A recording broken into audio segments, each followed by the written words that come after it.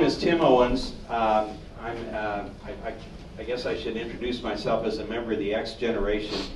I'm an ex-senator, an ex-representative, and ex-lots of things. But the reason that I'm up here first tonight is to welcome all of you to this forum that I think has such a strong significance in our society today. I happen to be a member of the Colonial Congregational UCC Church, and our minister was unable to be here tonight, so I kind of was asked to fill 2 slots.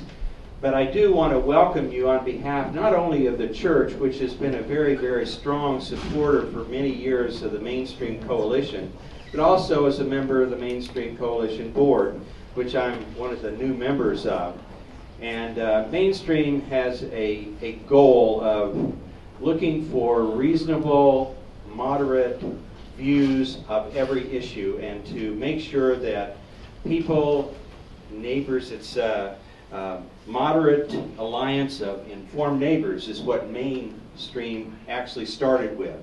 So it's important, and it's a great organization calling for people from all different branches and walks of life, and very interested in views that everyone has, but trying to bring us back toward the center and to consider what we need to think about as citizens in our communities. And so this is the first of some forums that are going to be done and on some major critical topics in Kansas.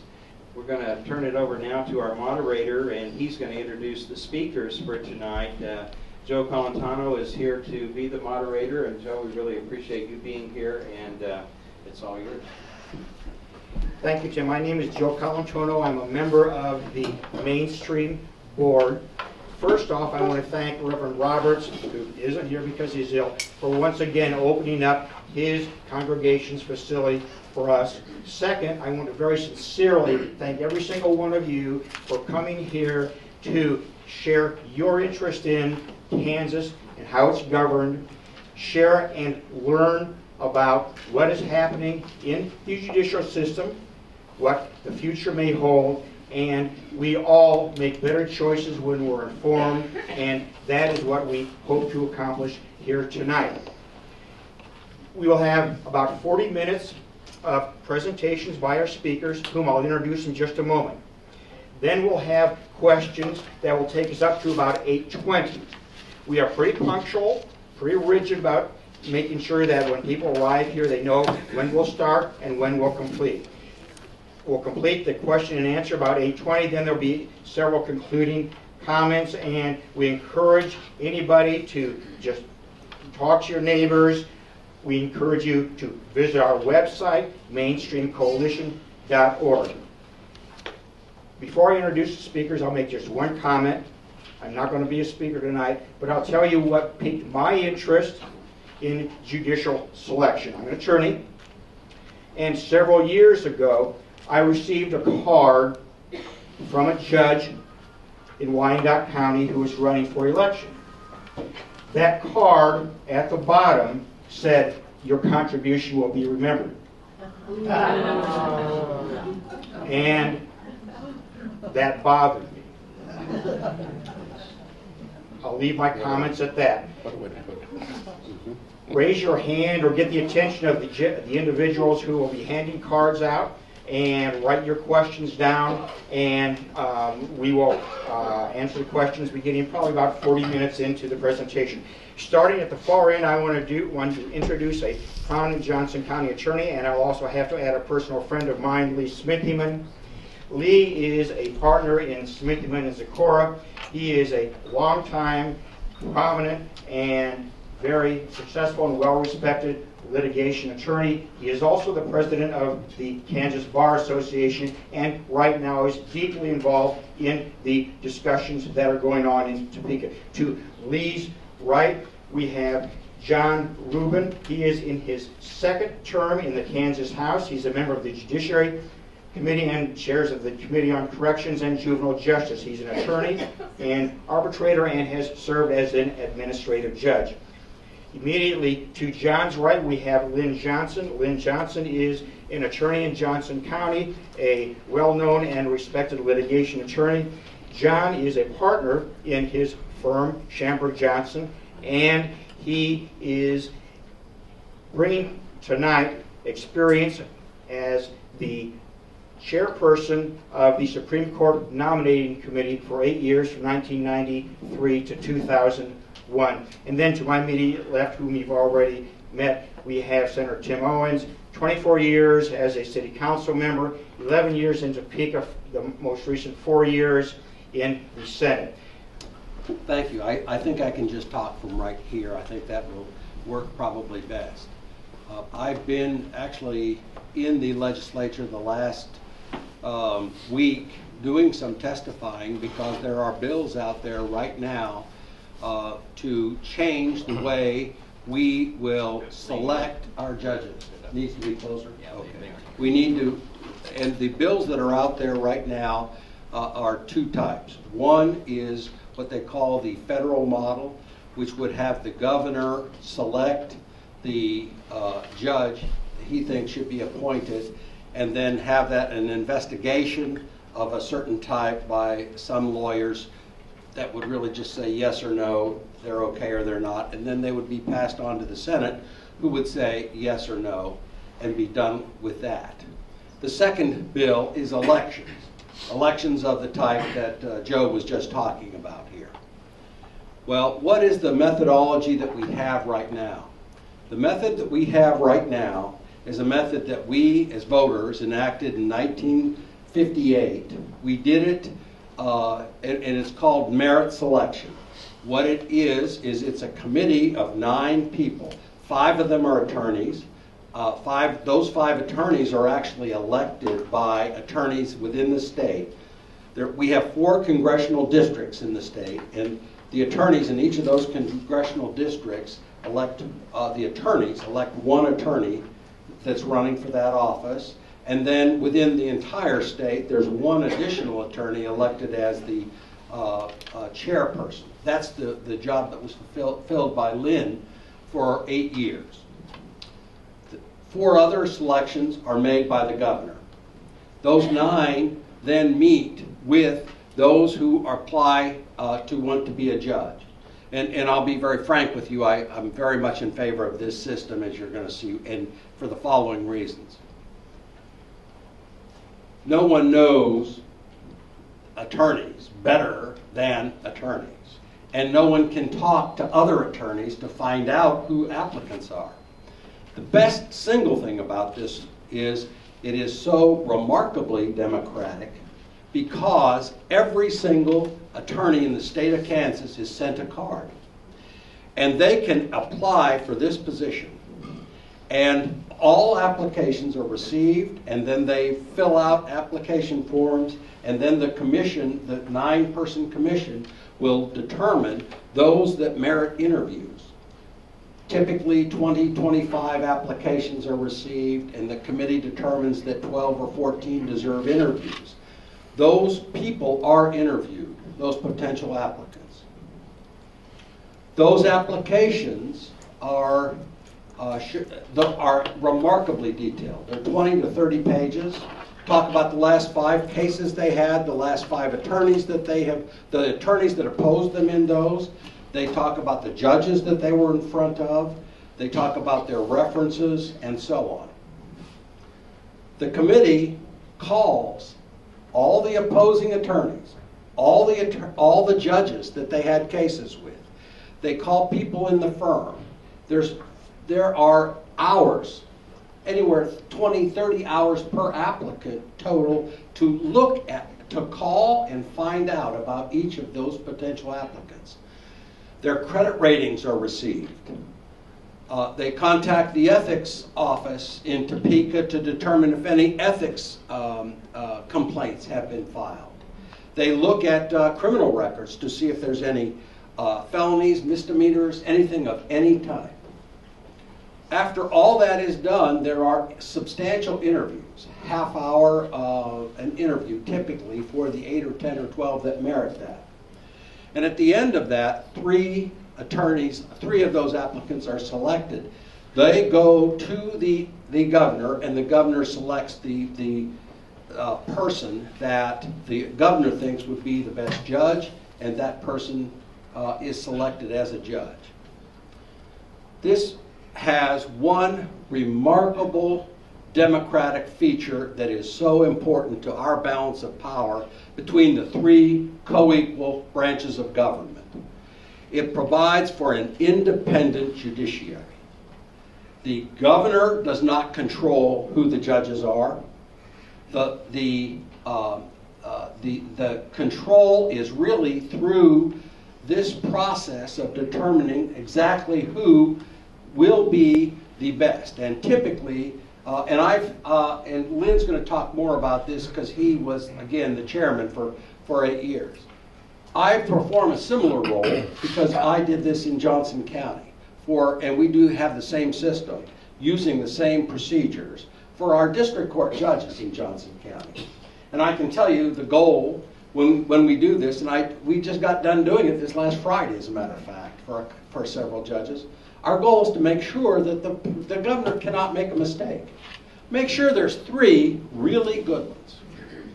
And then the governor can make any selection he wants, whether politics fall into that, whether it's geography, whatever the reasons are, whatever governor does, our thought is he can't make a mistake. There's going to be 3 really good people that are done. This has remarkable benefit over a gubernatorial system where the governor selects one and then there's Senate confirmation. When people talk about the federal model is for our nation, which is much larger than one state. That makes it much more difficult. Federal judges are retained for life. You can't once they're in, they're in. But more important, a Senate confirmation, to our way of thinking, becomes sort of a bargaining chip. The Senate will or will not do it for the president, in this case for the governor, depending on the situation and what else they need for that. Right now, 87 of the 800 district court slots in the federal judiciary are open. Ours in Kansas, we have one open right now because of Judge Longstrom. All because it's a bargaining chip, and we have Republican-dominated House or Senate with a Democratic judge, and they can't strike the bargain. That is not appropriate for a judiciary. Now, the Kansas Bar Association has actually provided a particular model that we think would be an appropriate means of going. The biggest complaint that has been made so far, in fact the only complaint, is that there's 5 attorneys, and they say, well, this is dominated by attorneys, and because only those attorneys are only elected by attorneys who are not democratically elected in some manner, it is democratically inappropriate. It's not legitimate. Well, we have to remember this system was voted in by constitutional amendment in 1958 by 60% of our populace. It was 2/3 of the Senate and 2/3 of the House voted that constitutional amendment. I think it's democratic.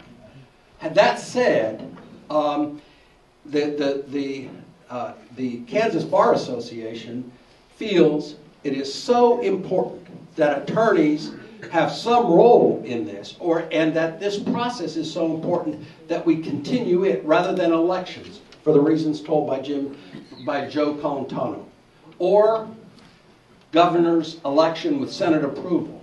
You only need to think of Clarence Thomas and all the embarrassments of Anita Hill testifying, or think of Justice Alito with his wife crying in the background as he was grilled and his character was besmirched. We think this is the right system. We feel so strongly about it that we have said, minimize the number of attorneys. If you think that's unfair, let's go a different way. Let's do 4 attorneys. Let the governor have 5 appointments, and let the legislature have 6. Give 3 to the Senate, give 3 to the House in different ways so that they are on that committee too. Because the Kansas Bar Association believes it's not about the attorneys, it's about the process. And citizens good and true don't need to be attorneys to understand who was going to be a good judge and who's not. They can look at those applications and they can get a sense of it. We have this proposal in front of the legislature right now. We are hoping it will get some consideration as it goes forward. And we are strongly in favor of keeping the present system. But if the system were changed for any of the criticisms that are here, we can modify a merit selection system, and we can avoid the issues that relate to election, and we can avoid the issues that relate to gubernatorial appointment with the Senate saying, well, we'll approve this if you do that, that kind of thing. We can avoid all that, and we can stay with getting the very best judges. You know, this came about because in 1958, Governor Hall had what they called the triple play. He was at the end of his term. And at the end of his term, he suddenly he'd lost a primary. He was not going to run again. He was in dire straits. He didn't have a job.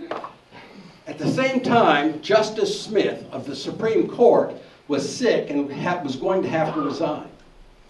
So he talked to Justice Smith, and he talked to his lieutenant governor, Frank McQuish, and he said, look, I'm going to resign. And what he did is, he resigned the same day the Supreme Court Justice Smith resigned. The very first act of the lieutenant governor was to appoint Governor Hall to the Supreme Court. And that's where he stayed. Those are the types of political shenanigans that are eliminated by merit selection. That's why we're in favor of merit selection. That's why the KBA is in favor of merit selection, whether attorneys are in the majority or not. Because it's not about the attorneys, it's about the process. First of all, thank you all for coming out tonight on this cold January night. Cold January night. I really appreciate it. As you can see just now, I'm a little hoarse and choked up. I'm pounding water, maybe not quite like Paul Ryan in the vice presidential debate, but but I will be drinking some water as we go along. I'm a little hoarse. We were on the floor much of the day today debating the new House rules and the joint House-Senate rules. I drove straight in from Topeka here this evening, and I had a couple of amendments. I'm not going to digress except for a second, just to give you a little idea of what goes on. I had a couple of proposals to amend the rules that I thought made for better public policy on enacting legislation. One is to require every vote on the House floor to be a recorded vote. Right now, not all of them are. I think the public is entitled, and each of you are entitled to know how your representative votes on legislation and amendments before them on the House floor, not just on what we call final action. That didn't pass. And I had another proposal to stop a policy, a procedure that currently exists in the House and the Senate called bundling of bills. When the Senate and the House don't agree on a bill, it goes into a conference committee, and the conference committee quite often can add a number of other bills to it, and you wind up getting about 8 different and disparate bills into one bill, and legislators have to vote for a bill that has 4 things they like in it, 4 things they don't like, and perhaps are not good for their district or their constituents in order to get the bill passed. I don't think that's a sound way to make public policy either. So I proposed an amendment to the rules to ban bundling of bills. That didn't pass either. But I was up a long time talking about both of them, and I'm a little hoarse. But let's get on to the subject at hand today. And I've had the pleasure, Lee has testified, I am on the House Judiciary Committee, I am chair of the Corrections Committee. All of this discussion and the bills that we're considering and the resolutions with regard to judicial selection on the House side are occurring in the Judiciary Committee on which I sit. We've had the privilege of having Lee's testimony on a couple of occasions, along with that of a lot of other people, both supporting one or other variation of change to the current system and those who support keeping the current system the way it is. We had 3 days of testimony and hearings, and we started working bills on this subject yesterday, and I'll get into that just a little bit. Lee did a very good job of telling you the history. We started off when we first became a state, and for many years had direct, let me back up just a minute. As I'm sure you all know, we have 3 levels of judges in the Kansas court system. We have district court judges, we have 31 judicial districts in Kansas, and nothing we're talking about tonight has anything to do with the selection or appointment or election of district court judges. Different districts and counties do them differently. In Sedgwick County and in Wyandotte County, currently we have direct election of district court judges. In other counties, and of course Johnson County is one, we have nominating commissions at the district court level. But our subject matter for tonight is the method of selection of our appellate judges. That's Court of Appeals judges and Supreme Court justices. That's what we're talking about. The method of selection, first of all, the Court of Appeals system is not currently in our Constitution. That court is a statutory creation. It's created by law. It's not in the Constitution. So anyone that just wants to change the method of selection of Court of Appeals judges can do it by statute, or in bill form. If it passes, it becomes a statute of law, without an amendment to the Constitution. The difference in the legislature is that would require a simple majority vote in each house and signature by the government. So 63 votes in the House, 21 votes in the Senate, signature by the governor, and that change would become law. But most of what we're talking about today involves changes in the method of selection of Supreme Court justices or both Supreme Court and Court of Appeals judges by eliminating or changing in some way the nominating commission. The current method of selection of Supreme Court justices is in the Constitution, and the nominating commission that even applies to the Court of Appeals is in the Constitution. So any change to the nominating commission or to the method of selection of Supreme Court justices requires an amendment to the Constitution, and that process requires passage of whatever the proposal is by a 2/3 vote in the House, 84 votes, by a 2/3 vote in the Senate, 27 votes. It does not go to the governor. It would then be placed on the ballot for approval by the voters at a certain specified upcoming election. So that's the background of what we're talking about. There is a sense among, I would say, a majority of legislators currently, of which I frankly am one, that there are some problems with the current method of selection of both Supreme Court justices and Court of Appeals judges involving the nominating commission. But I am far from in agreement with some of my colleagues that think the entire merit system is broken. For reasons I'll describe more in just a second, I support continuation of the nominating commission and of the merit system of selecting judges and justices. And I have a constitutional amendment resolution in the House that will, like the Kansas Bar Association's proposal, keep the nominating commission but change the method of selection of its members. And I'll discuss that in a minute. The objections. Some people, and I am in this group, believe the current system is undemocratic in that a controlling majority of the commission, there are 9 members of the nominating commission, 5 of those members are attorneys, not elected by the people at large or elected or appointed by their elected representatives, in other words, representative senators or the governor in some method, but 5 of those 9 are attorneys, voted on and elected only by other attorneys. About 7,000 licensed Kansas attorneys are now eligible to vote for those members of the commission currently. Some feel, I am one of them, that is in opposition to the democratic method of government that says that the people should have a choice in all 3 branches of government that control their lives and make decisions that affect their lives. On the front end. Now, there's people that say that changing this system in any way will politicize the process of selecting justices and Court of Appeals judges. And I would agree that some of the proposals that our legislature is currently considering would unduly politicize the process. That's why I don't support them. Again, I'll get to that in a minute. But I do think the system does need to be made more democratic. The objection that I and others have is not, let me make this clear, most other legislators, and I agree with them, do not object to attorneys serving on the commission, nor do we believe that the current system is broken in the sense that we are getting poor quality candidates for the governor to select from to place on the Supreme Court or the Court of Appeals. I don't feel that way, and others don't feel that way. Nor do I think the system needs to be changed because courts, on occasion, rule in ways that are at variance with my political principles that I ran on. I'm a Republican. Sometimes the courts rule the way I would like them to on legislation we pass. Sometimes they don't. None of those have anything to do with the reason that I think the current system needs to be changed somewhat. It's the democratic ideal that we're after. Some object to the fact that our current system is, the word they use is extreme. I wouldn't use that word. It is unique is the word I would use. Of the 50 states, we are the only state that uses the nominating commission the way that we use it. There are other states that have a nominating commission, but I think there's about 13 states in all that select their justices, Supreme Court justices, that way. But we are the only state where a controlling majority of that commission is elected only by other attorneys, not by the public at large or through their representatives.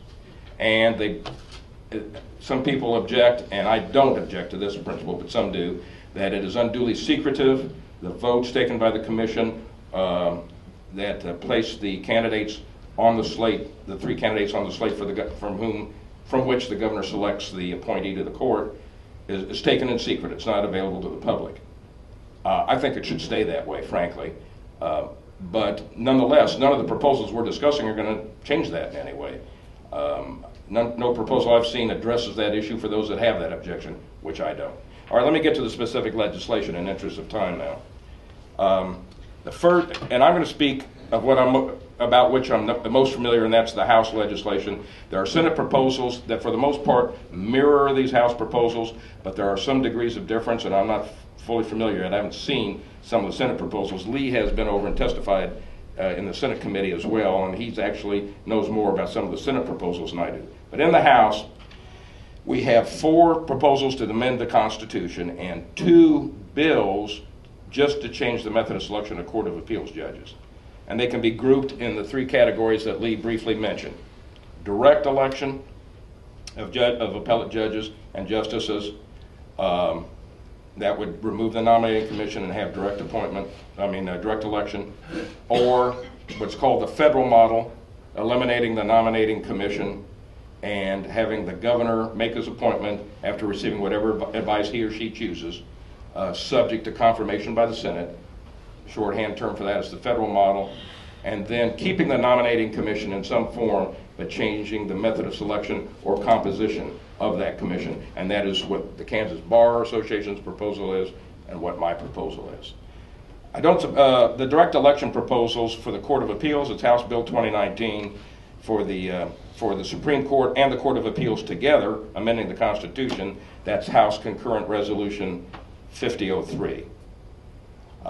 We did just a little history that Lee didn't cover what I started to say, when we first became a state and for many years into the 20th century, we had direct election of our Supreme Court justices, just as we do now at the district court level in counties like Wyandotte and Sedgwick. That was changed over time, tweaked and changed, and then the big change occurred in 1958, as Lee mentioned. So one proposal is to go back to eliminate the nominating commission entirely. That would require a constitutional amendment, and put vacancies on the Court of Appeals or the Supreme Court up to a vote of the people. I don't support that. I think that's an extreme position. I think that takes merit entirely out of the process. And I will always think, and maybe I'm biased as an attorney myself, but I'll always think that attorneys have a vital role to play. Not attorneys alone, but attorneys must be part of the process in selecting qualified candidates for consideration by the governor for positions on the Court of Appeals and Supreme Court. That's one reason I don't support direct election. There's a couple of other practical ones that I'll cover very briefly. If you have direct elections, you're going to have, periodic. They will have the judges and justices will have terms of office, like I do, like Tim did, and that means they'll periodically have to stand for re-election. And I just don't think that the time of Supreme Court justices and Court of Appeals judges should be spent doing what I did this past summer, and that is going door to door campaigning for office. That'll take vital time away from their service on the bench and would do nothing but increase the backlog of cases on appeal awaiting decision. That's one practical reason. Another practical reason was alluded to earlier by our moderator, and that is there are going to be cases of actual or certainly at least apparent conflicts of interest when an individual, a company, an organization that contributed, say, $1,000 to a justice's or a judge's campaign for office or re-election campaign subsequently appears in court before the Court of Appeals or the Supreme Court, or attorneys representing parties that have contributed to judges and justices appear. And even if the judge or justice involved is incorruptible, canons of ethics pretty much dictate that he or she should recuse himself or herself from the case if there's even an appearance of a conflict. And that certainly would be at least an appearance of a conflict. You're going to have more and more judges and justices recusing themselves from cases.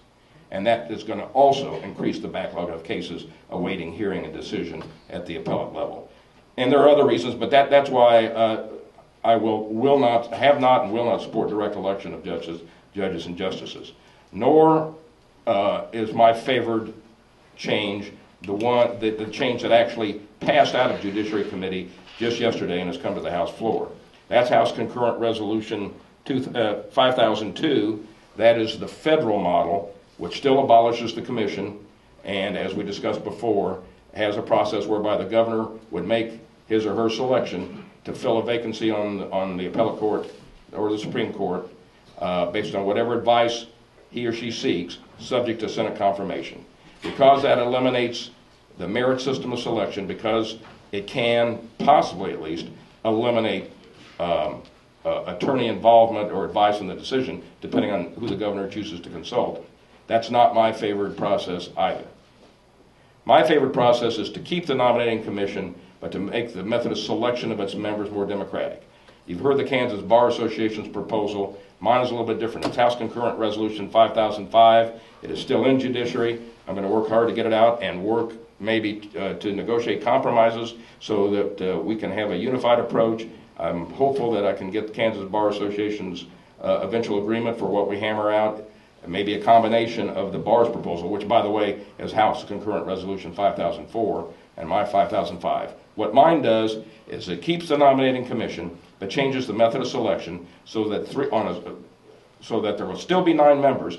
3 of the members would be appointed by the governor, members of the commission, 3 by the Speaker of the House, 3 by the President of the Senate. They would serve staggered terms, so you wouldn't be replacing all 9 at one time. They would have staggered terms. Once that commission is in place, they would operate just as they do now, consider applicants, deliberate, vote in secret, submit their slate of candidates to the governor, and the governor will make a selection from that slate of candidates. In my resolution, Senate confirmation would be added to the process. But the other thing I take away from that process is our current retention election system, which is also in the Constitution. And I do that for 2 reasons.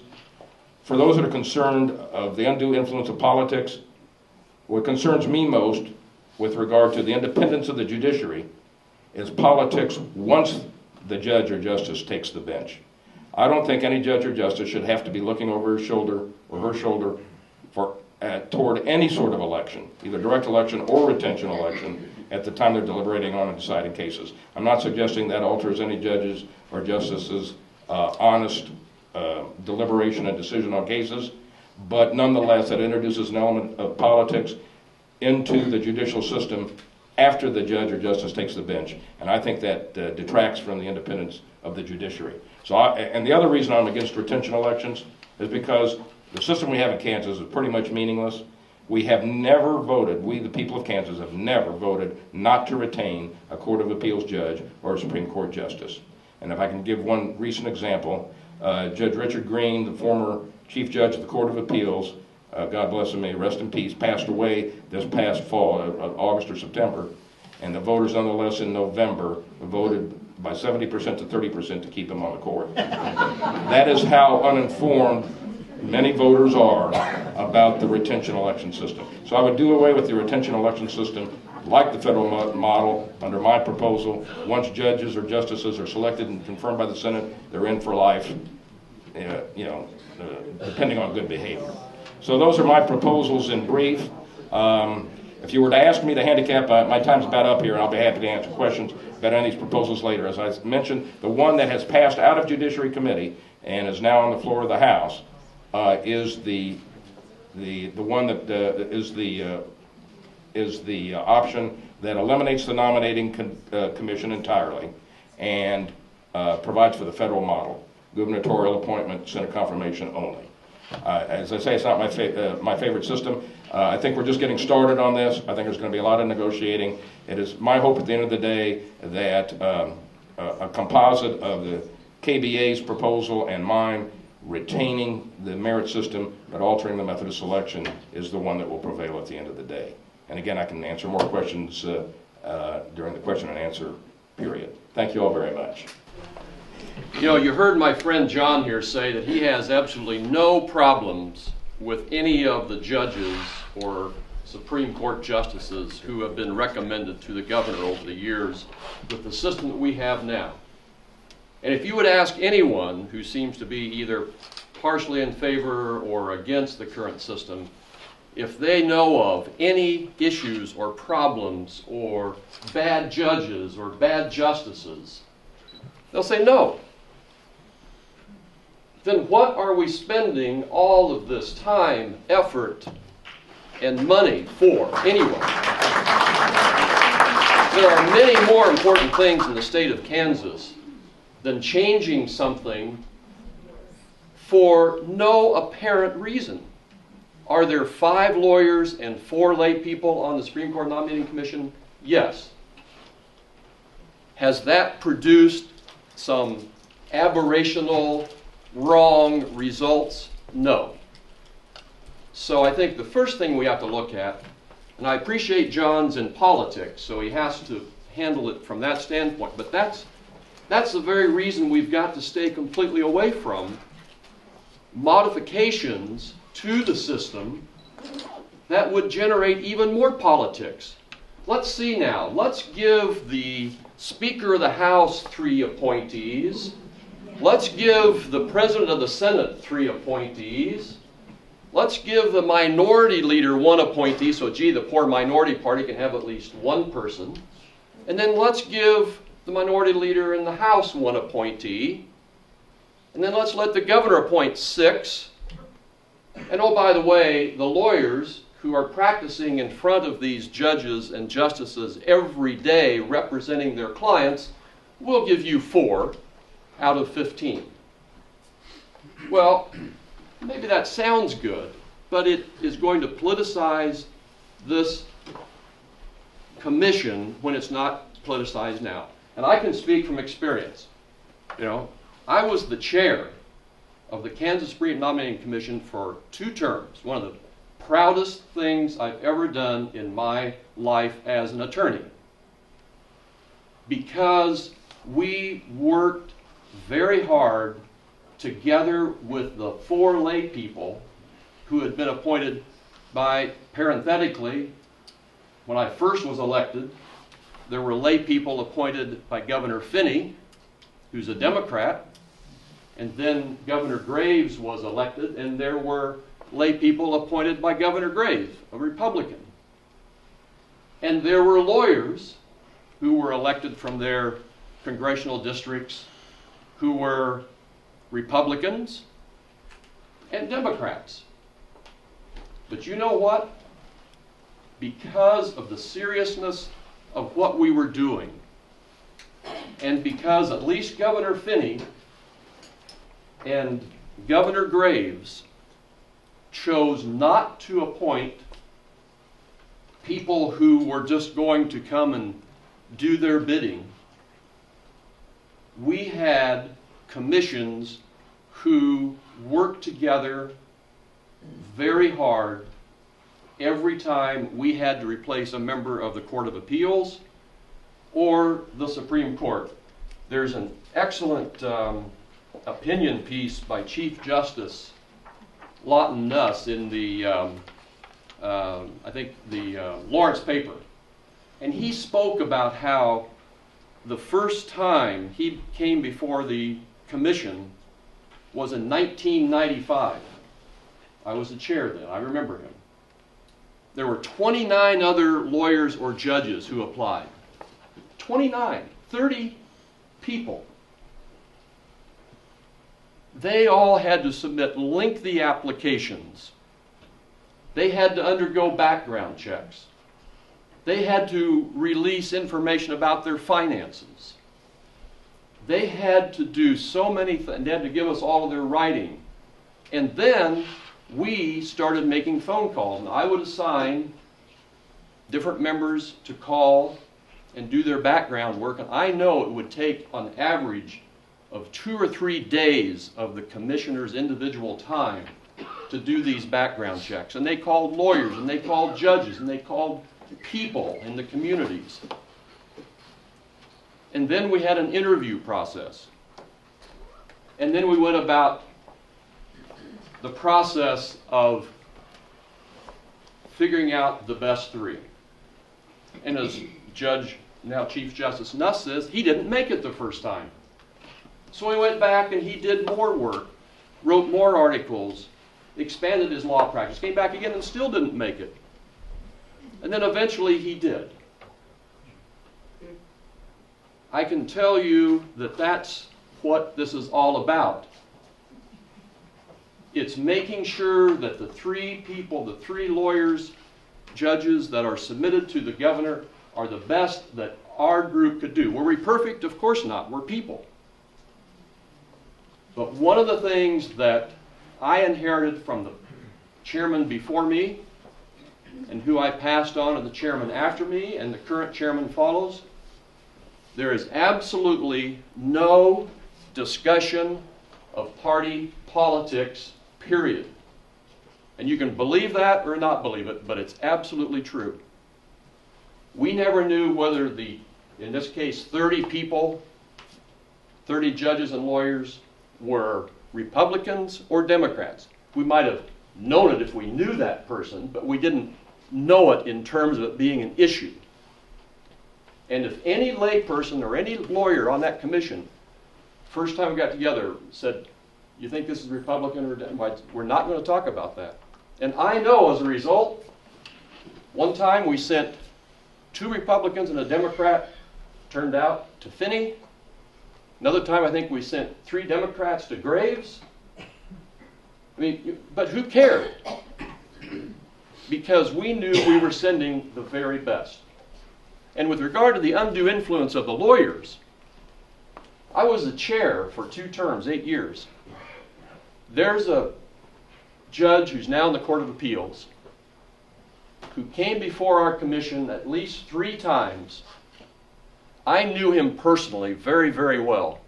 And I knew him to be an excellent writer, a very bright person, someone who would make an excellent judge. He didn't make it any of those 3 times, despite me as the chair really arguing for him. He eventually made it with I think Dick Height was the chair then. But I mean, the point of that story is that the lawyers don't have undue influence. I mean, I didn't stomp my foot and say, you're going to put this guy up. So, I mean, as you can tell, I get a little exercised over this whole issue because it's nothing but a reason to try to take over the only independent part of our government.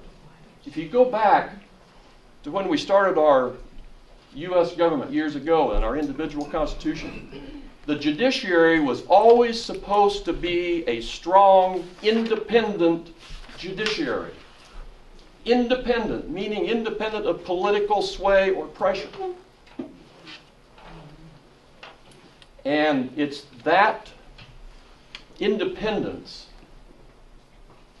that creates a non-problem that some people want to change because they don't want a strong, independent judiciary. Period.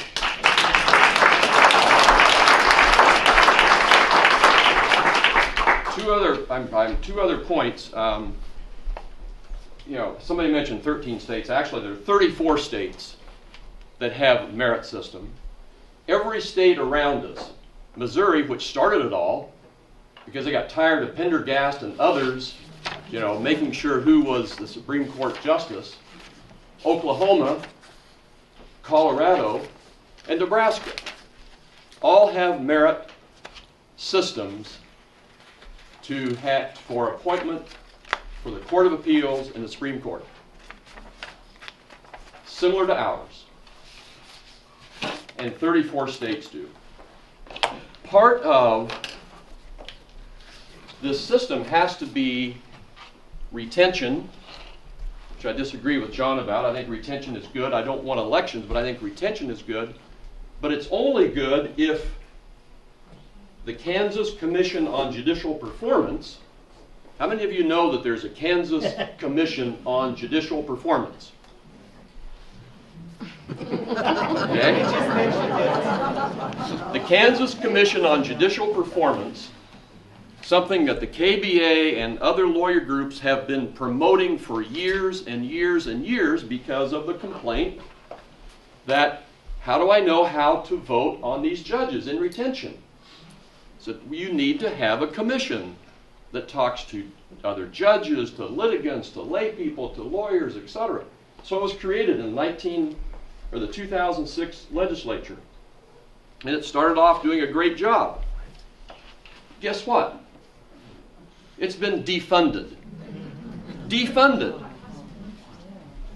I was at an event the other night talking to someone, and she said, I tried to look up so I could vote on.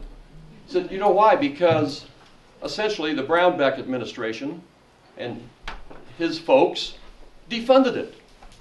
So if they really are concerned about good judges on the Court of Appeals and good justices on the Supreme Court, fund that so that people will be able to know when they're voting for retention or not.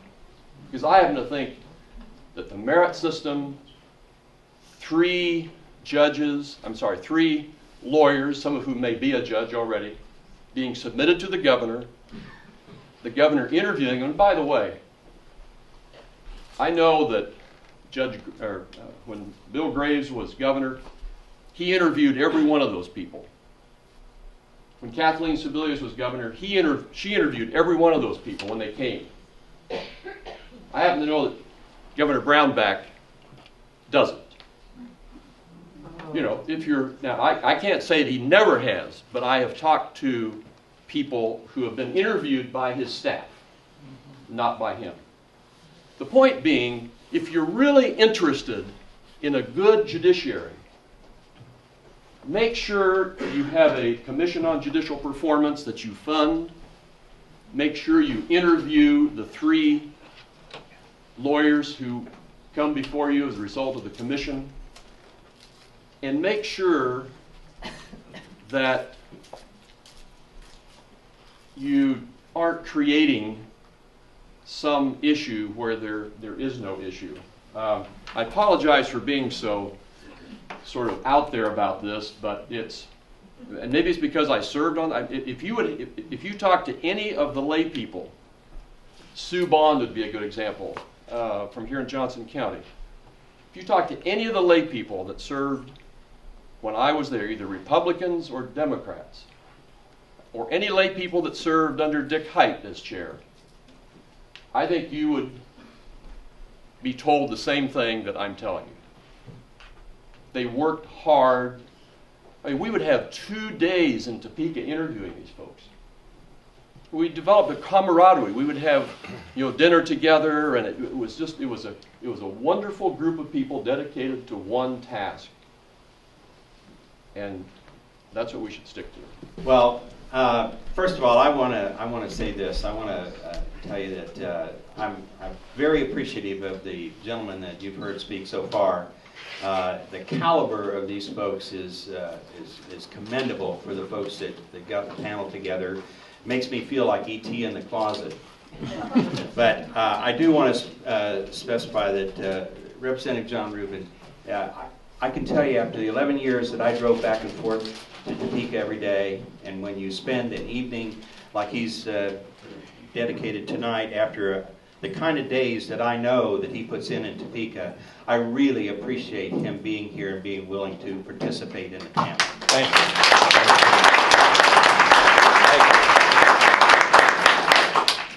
Well, I want to take a little bit of a different approach, and I need to tell you a little bit about where I come from. The last 4 years, I have been very privileged to serve as the chairman of the Senate Judiciary Committee.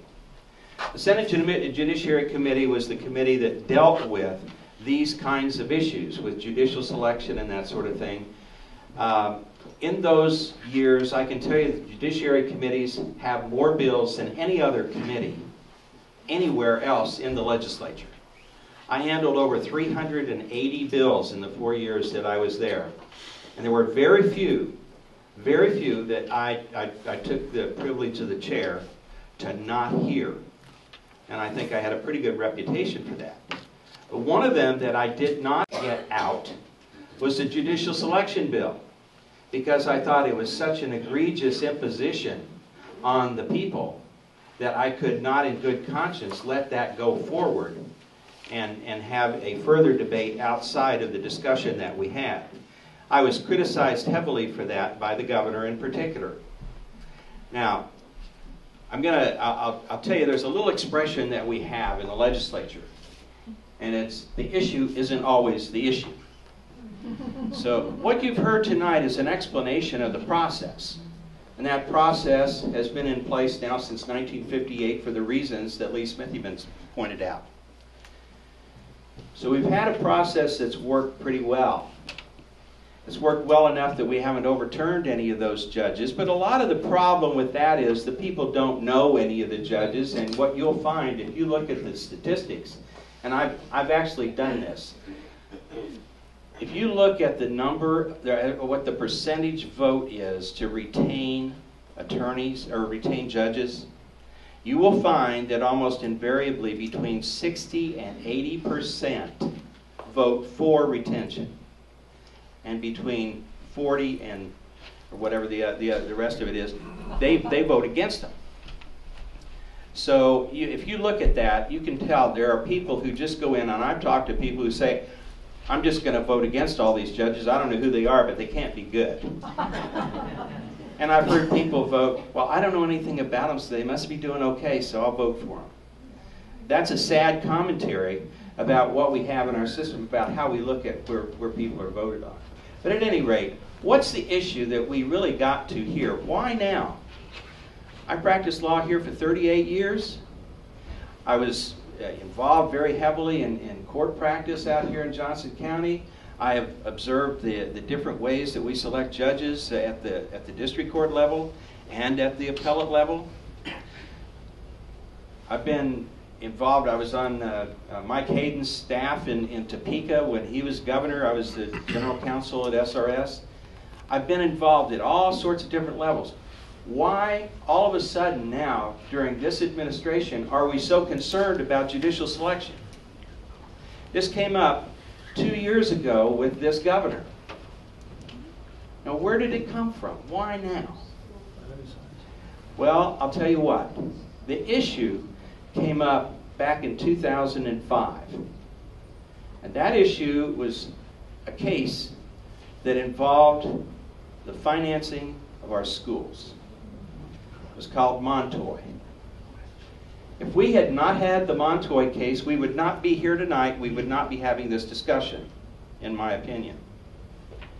And I was called to the governor's office 4 times in the last year, trying to get me to allow for his bill to come out of Judiciary, which would be he appoints the judge that he wants to have there, and then it's confirmed by the Senate. Let's think about that for a minute. Right now we have a Republican governor, and I'm a Republican, by the way.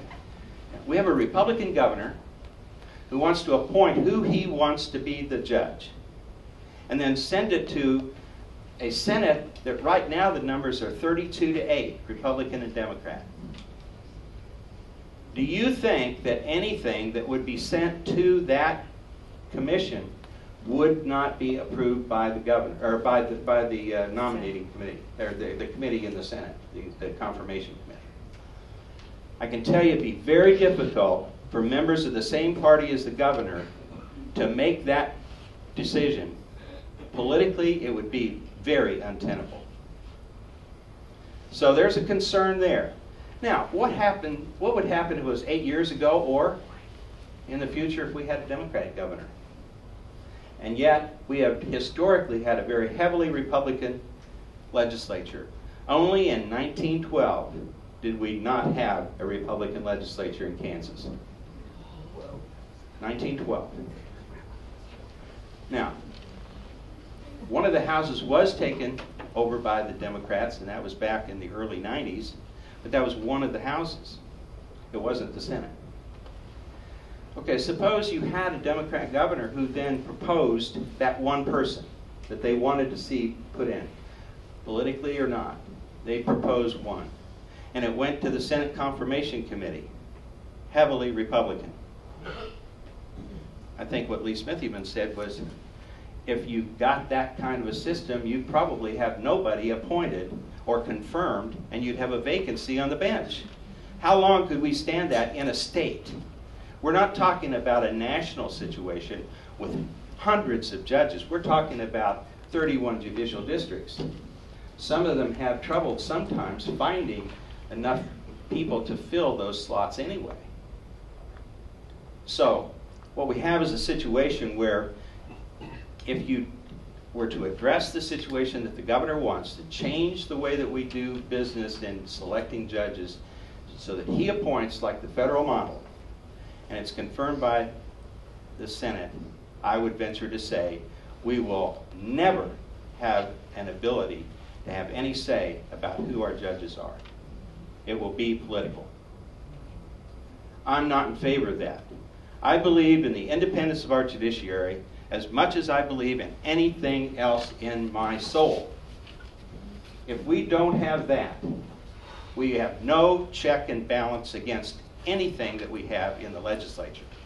We have no check and balance against the person that we elect for governor, except every 4 years to re-elect or not. I want an independent judiciary that's going to look at our laws. Now, what do? Let's talk about the Montoy situation. You had a decision made by the district court in Topeka about the school finance formula. They heard evidence. It was presented by both sides. The judge made a decision, and it was appealed. So when it got to the Court of Appeals, and that appellate decision was handed down, what did those judges look at? Appellate judges look at three things. First of all, was there, by looking at the transcript, was there sufficient evidence presented for the judge to have made the decision he made? Whether they agree or disagree with the decision, was there sufficient evidence for the judge to have done that? That's one. Two, was it constitutional? Was it constitutional not only by the U.S. Constitution, but also by the Kansas Constitution in the state? Was it constitutional? And the third thing is the thing that we call stare decisis. The courts are required to look at judicial history, decisions that were made by courts before them on the same issues. And unless there is an overwhelming reason to change the way the law was by that other court decision, by another Supreme Court, they're bound by stare decisis to follow it. That's what appellate courts do. And I will tell you that I want judges on our appellate bench who will put aside whatever their political history may have been, whatever their other personal considerations may be, and will look at it as judicial individuals who are bound by those three principles. If we have that, we have a check and balance by the third branch of government. I will tell you, I have personally heard legislators in the Kansas legislature, not very many, thank goodness, who have said the courts are just another agency. I'll tell you what, I teach government out here at Johnson County Community College, and that was just appalling to me that we have people in the legislature who don't get it about the three branches of government being co-equal. If we lose this change in the way we select judges, we will have abdicated what's really happening. We will have abdicated our courts to nothing more than a tool of the executive branch, which now, by the way, has a pretty heavy-handed control over most of the legislature. I find that to be a very scary proposition in our state, regardless of what party you may be in or not. I'm concerned that that's the direction we're going. And I think the judicial selection issue is in fact one of those. And for all the good work that folks like John Rubin are doing, we can disagree on the process that we may want to have. I proposed one last year. I gave the governor a couple of options. I think we had a 4-4-4 one. And he turned it down. He said, no, we're not going to consider that. So this is about whether or not we have judges who are going to make decisions that a particular group or party or individual want made.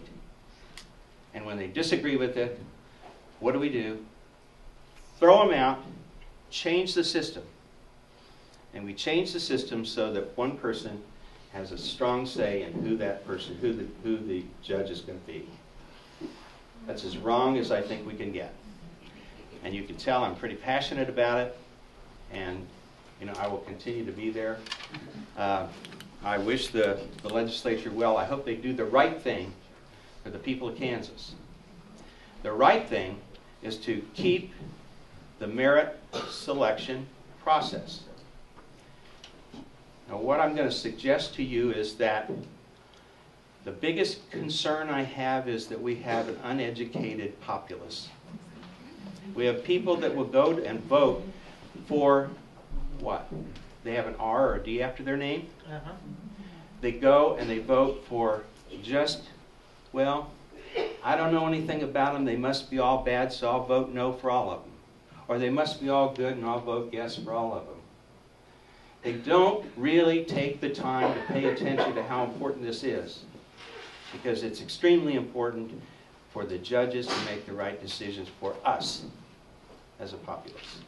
So go call your friends. Spread the word. I kept thinking about maybe we need another Paul Revere. Two arms. I won't say it.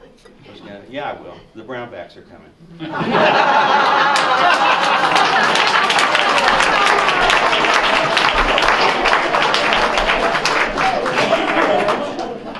All right, we have a large number of questions. Obviously, there's a lot of passion out in the audience, a lot of good questions. I'm going to do a version of speed dating here. The questions, I'm going to try to be fairly quick, a little dictatorial. Thank you for your answer. We'll move on. First one is for Lee, and it's pretty close to a yes or no.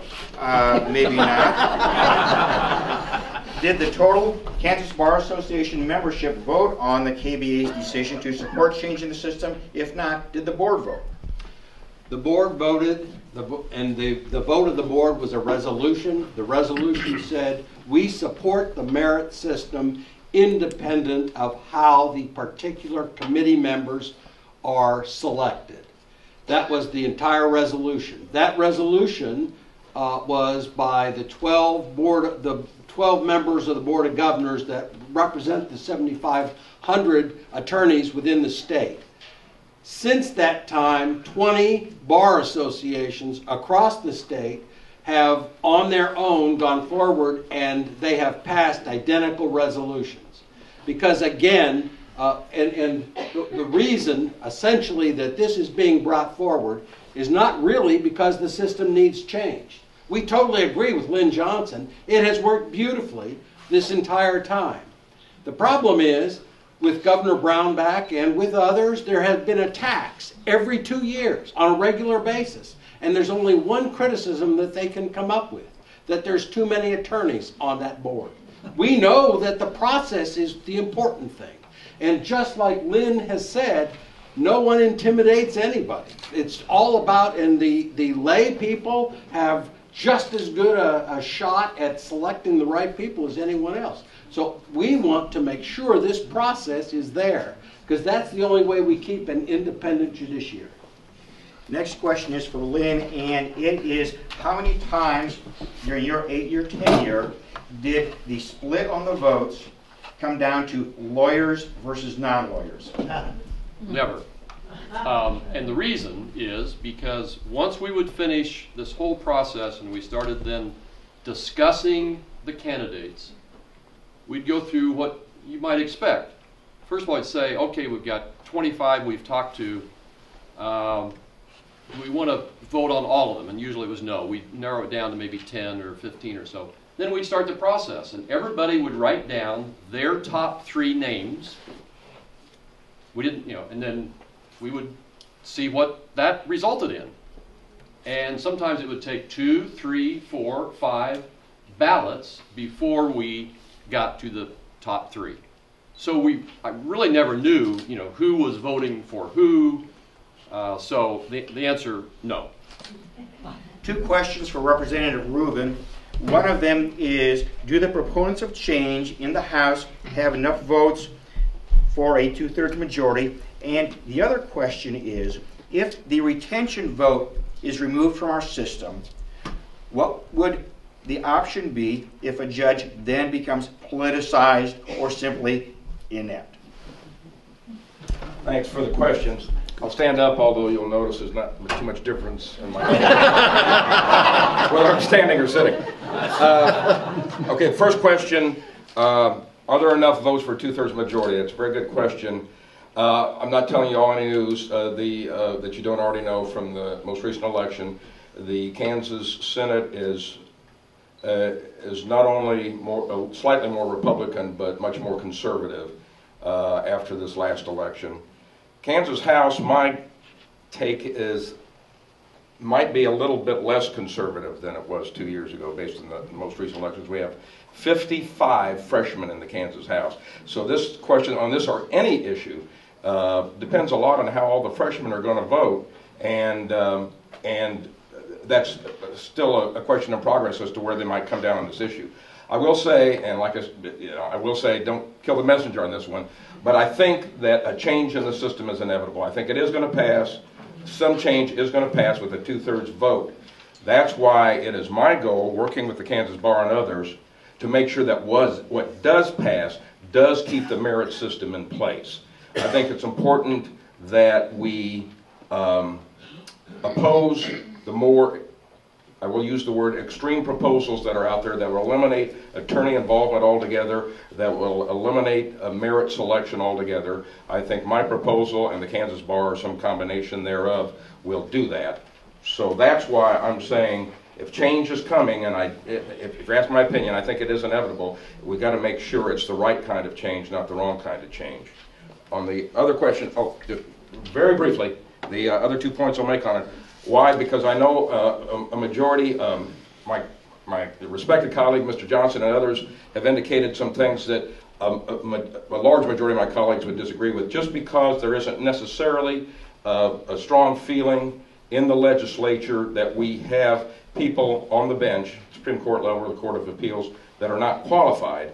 That doesn't mean that they don't think that they think nonetheless that their method of selection was wrong, because they disagree with some of the decisions they made on legal grounds, on constitutional grounds. They do think, for example, on the Montoy case that Senator Owens referred to, that the court ignored the separation of powers in the Constitution of Kansas that grants solely to the legislature the authority to appropriate funds for schools or anything else. Now we can, whether the legislature appropriates adequate funds for education is certainly a subject of debate. And if you don't like what the legislature is doing, what the legislature has done in funding schools, you have the ability to vote them out and then elect somebody else next time. You don't have that with the courts. So that's one of the considerations. I do have to correct one item of the record. I do have a Bar Journal article that I just want to make sure that it's understood that I am accurate on this. There are a total of 13 states that have a nominating commission in some form. 8 select, a near majority selected by the bar, 4 with no or a little role for the bar, only 1 where a majority are selected by the bar, that's Kansas. We have 2 legislative appointments, 13 federal system, 15 nonpartisan elections, and 7 states partisan elections. I have a list up here, you all can check later. So Kansas is the only state of 50 that uses a nominating commission where a majority of the members are selected or elected only by attorneys, not by the public at large. And so some legislators, the other reason for my saying that I think some change is going to occur, feels that, what is it that the other 49 states don't know that we know? What makes us different than the other 49 states? That's another view. Retention, and I can sum this up pretty briefly. Under my proposal to eliminate retention elections, and that certainly is something that we might wind up negotiating and keeping in. I don't have a strong objection to it. I'm not in favor of something that is window dressing that doesn't really operate the way it's designed, which I would submit our retention elections are. But nonetheless, if we were to eliminate retention elections, we would have the impeachment procedure that is described in the Constitution for impeaching and removing from office judges. It's not stated in terms of high crimes or misdemeanors. So a judge's malfeasance in office, or politicizing the job, or performing unsatisfactorily would subject that judge to impeachment proceedings under the Constitution, even with the removal of retention elections. Thanks. Thank you, sir. Next question, a short American government or social studies question for former Senator Owens. The question is, what is needed to pass a constitutional amendment? Is it 2/3 votes, or is it a majority? You've heard it takes 2/3 of each house to pass a constitutional amendment, but it only takes a simple majority of the public when they vote on the issue to pass it as an amendment. So it's not a 2/3 of the general public when they vote. I do want to add one thing that hasn't come up. Today, the Senate passed a bill out of their Senate Judiciary that would, in fact, both the House and the Senate passed the same bill, except there was one difference. The Senate wants their constitutional amendment on the ballot for the primary in 2014. The House passed it for the general election. If you think about that, look what happened in this last primary, and you'll see what the reason is why they want to put it on the primary. Thank you very much. Last question is going to go to Lynn and to Lee. It's somewhat rhetorical, but I think it's something that may get to the heart of this from the perspective of many individuals. And Lynn, you have the question. If you can just sort of put it into context here, and then Lee can follow up. Right. The question has to do with how and why the judicial branch is not intended to be representative. And we talked about a strong independent judiciary, but if you go back to our founding fathers and go back to England, the purpose of an independent judiciary is not to be representative of the views of all the people. That's the legislative branch and the executive branch. The very purpose of having an independent judiciary is to have appellate judges and district court judges and other judges, but especially appellate court judges, who are not swayed by the various political winds and how they may be blowing at any particular time. And you could take any controversial decision, for example, Brown versus Board of Education. Would Brown versus Board of Education ever have become the law of the land if the U.S. Supreme Court was just being representative of all of the people in the land? No. That's the critical part of a strong independent judiciary. This sets us apart, along with the rule of law and a strong independent judiciary, independent of the other two branches of government, sets us apart from so many of the other countries in this world and makes us a beacon for making sure that we live in a society that is not always governed by the majority, because the majority is obviously not always right and doesn't always do things constitutionally. One point I think that makes this very clear also. During the election or during the election when Governor Bush and George Bush and Al Gore ended essentially, whatever it ended. We didn't have anarchy.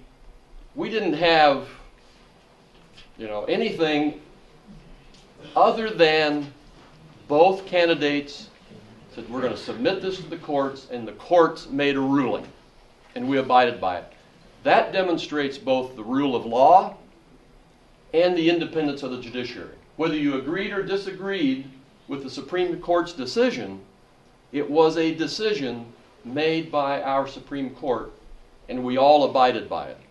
So anytime you start hearing people say, well, I don't have any voice in what judges do, well, that's the point. That's the point. You're not supposed to have a voice in what judges do.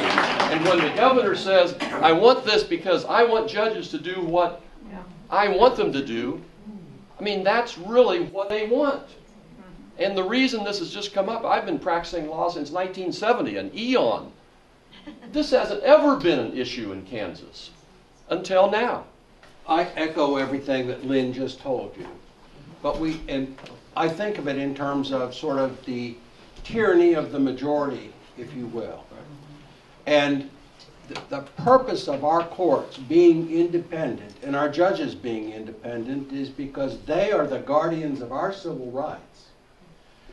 And the majority may be against us, but we are free in our homes from unfair and undue search, and we have a right of privacy, and we have constitutional rights that the majority may disagree with us in some way, but we're protected as citizens by our courts. And if the majority could elect those judges, or if they are appointed by a governor who wants a particular type of judge and particular issue, we lose those rights, those constitutional rights. They are fragile. And it is the independence of the judiciary and the rule of law that makes us what we are. After all, this is the one branch. There's no voting on this branch, but this is the one branch where two people, two parties walk in dire conflict, angry with each other and concerned that they're right. And when they are done and a decision is made by a judge, they walk out and they accept it. We did that in Bush v. Gore. We do that on a daily basis. And the Montoy decision is the reason we're here tonight. I totally agree with that. But the Supreme Court, whether they were right or wrong, absolutely, those 7 looked at that issue. And they were looking at one thing. What is right under the Constitution of Kansas? And they made that decision on the basis of what they thought were right. Not the political powers of any party, not by who was going to vote for, what was they going to vote for, not by how popular they would be at the end of that decision. They did it because they were imbued with the responsibility to protect our constitutional rights. And their decision was what they thought was right. One quick follow-up. The independence of the judiciary that Lee and Lynn just praised and that you all applauded was by the United States Supreme Court that follows the federal model. Appointment by the President, confirmation by the Senate, no nominating commission. And that's what you just applauded. Thank you. All right, first off, thank every single one of you, and I sincerely mean this on my behalf and on behalf of Mainstream Coalition. Thank you for being here. Thank you for having the interest in this issue. Thank our speakers and the League of Women Voters also. Thank you, and yes, exactly. And the League of Women Voters. I'm sorry, I almost forgot. And our President Dennis Sweeney is going to make just a couple of brief comments, but I'd like to hear just a bit of applause for our speakers who took time out of their day.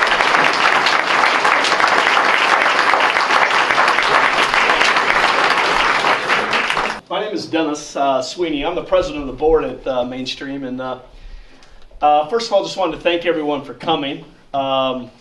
Mainstream is an organization that's really based here in Johnson County. We have members in Johnson, Wyandotte, Douglas, and Jackson County. And we're an organization that's really committed to separation of church and state issues, public education, and really we're committed to a civil discourse, which is really what we did tonight. We had a civil discourse. We talked about the issues. We had different views. That's really what we are committed to as an organization. Our executive director is Brandy Fisher. This is Brandy right over here. We have about 10 or 15 board members that are here tonight. If you're a board member, would you stand up?